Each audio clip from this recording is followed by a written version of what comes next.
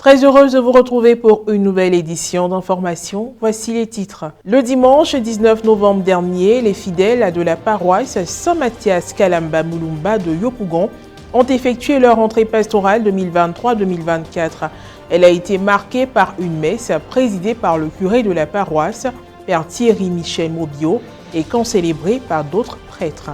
Et puis la première édition du Forum chrétien de la lecture et de l'écriture FCLE a été organisée le samedi 25 novembre dernier par la Fondation La Maison de Zoé.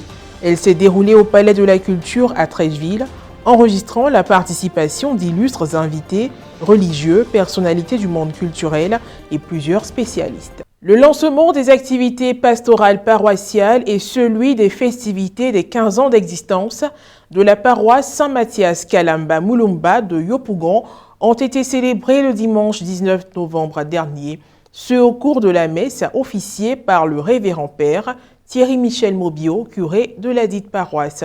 Reporter d'images Jean-Yves Essigan, commentaire Maria Bissier. La messe solennelle de rentrée pastorale 2023-2024 de la paroisse Saint-Mathias Kalamba Mulumba dans le diocèse de Yopougon s'est déroulée le dimanche 19 novembre dernier. Elle a été présidée par le curé de la paroisse, le révérend père Thierry Michel Mobio, entouré d'autres prêtres. Étaient présents à cette célébration des autorités administratives, politiques et coutumières. Le lancement officiel des festivités du 15e anniversaire d'existence de la paroisse a également eu lieu. 15 enfants en procession ont apporté chacun une bougie symbolisant le nombre d'années d'existence de la paroisse. S'appuyant sur les textes liturgiques du jour, dans son homélie, le curé a exhorté le peuple famille de Dieu à la sagesse, à l'image de Salomon. C'est dans cette bibliothèque de la sagesse du peuple d'Israël que le grand sage, le roi Salomon, tout à l'heure, dans la première lecture, nous parle de la femme parfaite. Dis à ton voisin, femme parfaite. Il commence par se poser une simple question. Une femme parfaite, qui la trouvera? Belle question. Qui la trouvera? Mais avant de répondre à cette belle question, il faut d'abord répondre à cette question. Mais qui est la femme parfaite? Au cours de la messe, une quête spéciale a été faite par les différents mouvements, associations et CEB de la paroisse. Le célébrant a béni successivement des fidèles vêtus de blanc. Les différents responsables des groupes de prière, mouvements et associations ont aussi reçu la bénédiction et un crucifix. Des groupes accompagnés de leurs aumôniers ont également fait des dons. Lors des allocutions, le curé a saisi l'occasion pour s'excuser auprès du peuple de Dieu pour les désagréments causés au cours de l'année pastorale écoulée. Nouveau départ avec l'ouverture de cette année pastorale autour du thème « Prions le chapelet et le rosaire selon les recommandations du pape Jean-Paul II ». Je déclare de façon solennelle ouverte l'année pastorale 2023-2024. Les impressions au terme de la messe, animées par la fusion des chorales. Un sentiment de joie qui m'anime parce que nous sommes quittés vraiment très loin et nous sommes arrivés avec Dieu, rien d'impossible. Et aujourd'hui, tout a été lancé. Nous pensons que les paroissiens sont encore mobilisés. Nous sommes en train de construire une paroisse. On a commencé à zéro.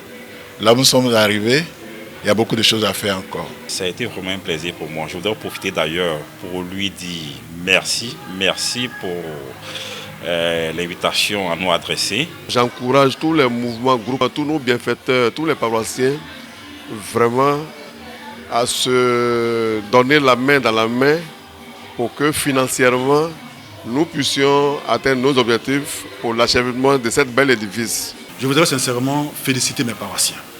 Vous avez vu, ils ont répondu nombreux à l'appel de la curée. C'est un signe d'unité entre le curé et ses fidèles bien-aimés.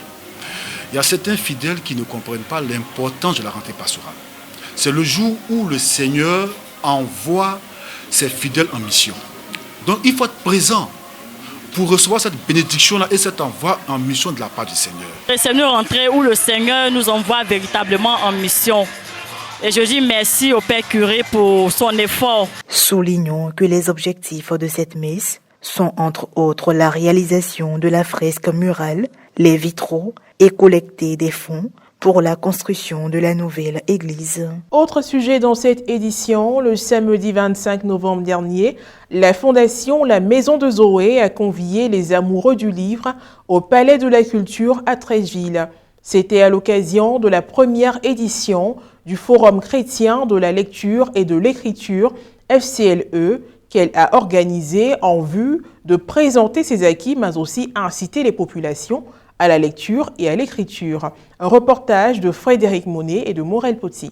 La Bible, hier, aujourd'hui et demain, quel héritage pour un monde de la fin des temps. Tel a été le thème de la première édition du Forum chrétien de la lecture et de l'écriture FCLE qui s'est déroulé le samedi 25 novembre dernier au Palais de la Culture à Treichville. Organisé par la Fondation La Maison de Zoé, dirigée par M. Paul Abi, la cérémonie a enregistré la présence d'illustres invités, à savoir Bishop Benjamin Boni de l'Église méthodiste unie de Côte d'Ivoire, Dr Gisèle Châtelain, directrice du livre et de la promotion de la lecture, représentant la ministre ivoirienne de la Culture et de la Francophonie, Madame Françoise Le Guénou-Rémac, des représentants de différentes communautés religieuses, des chefs traditionnels, des spécialistes du livre, des étudiants et des férus de lecture. Après 11 ans d'existence, il était impérieux pour la Fondation de marquer une pause et faire le bilan des acquis puis se fixer de nouveaux objectifs. Prenant la parole en premier, le président de la Fondation La Maison de Zoé a situé le contexte de cette rencontre. Annoncer l'évangile, c'est aussi lire et écrire. La Fondation La Maison de Zoé veut encourager et promouvoir l'émergence d'une société amoureuse de la lecture et de l'écriture. La représentante de la ministre ivoirienne de la Culture et de la Francophonie s'est réjouie de cette belle initiative qui doit être un exemple à suivre. Je considère ce forum comme une contribution significative de la Maison de Zoé à la sensibilisation de la population vivante en Côte d'Ivoire en vue de s'intéresser davantage à la lecture et à l'écriture, en ce sens qu'il s'inscrit dans la lignée des initiatives des passionnés du livre. Le bishop Benjamin Boni s'est penché sur le thème général en le développant en 3 axes que sont l'environnement moral, spirituel et socio-économique de notre société, la Bible, notre héritage aujourd'hui et demain, l'influence de la parole de Dieu dans un tel environnement. Un extrait. Depuis la survenue du péché, le monde est défiguré. De nos jours, les progrès de la science et la technologie n'ont jamais été aussi grands. Après la conférence inaugurale, 5 panélistes ont fait des communications sur le thème, chacun en fonction de son domaine de compétence. Il s'agit de Dr Pierrette Haïté-Begré, qui est intervenu sur la tradition de la Bible dans les différents dialectes. Professeur Nathanaël Oou, qui s'est prononcé sur la problématique de la transmission générationnelle, le père Hugues Kouadio, dont l'intervention apportait sur l'œcuménisme, défis et difficultés. Professeur Félicien Kouame a mis l'accent sur la lecture, l'écriture et la santé. Enfin, M. Jean-Patrick Eouman s'est penché sur la question de l'intelligence artificielle. Puis, ont suivi les échanges avec le public. Plus tard, les invités ont visité les différents stands et ont participé à la dédicace du livre du président Paul Abi intitulé « Libéré du pouvoir du sexe ». La qualité des intervenants, la qualité du message, la qualité également de tous les participants nous donne de comprendre qu'il y avait matière à réflexion, il fallait travailler. L'idée était d'inviter les chrétiens d'ici et d'ailleurs, de susciter donc ces personnes pour faire la promotion de la lecture, d'abord de la Bible, mais également de la littérature donc du monde séculier en général. En se fondant sur les écrits bibliques qui sont de nature, des écrits qui sont sains, et alors en ce moment-là, cette saine nourriture va nous permettre d'adopter des comportements qui sont sains. Point final à cette édition d'information. Merci de l'avoir suivi, que je veille sur nous. À très bientôt.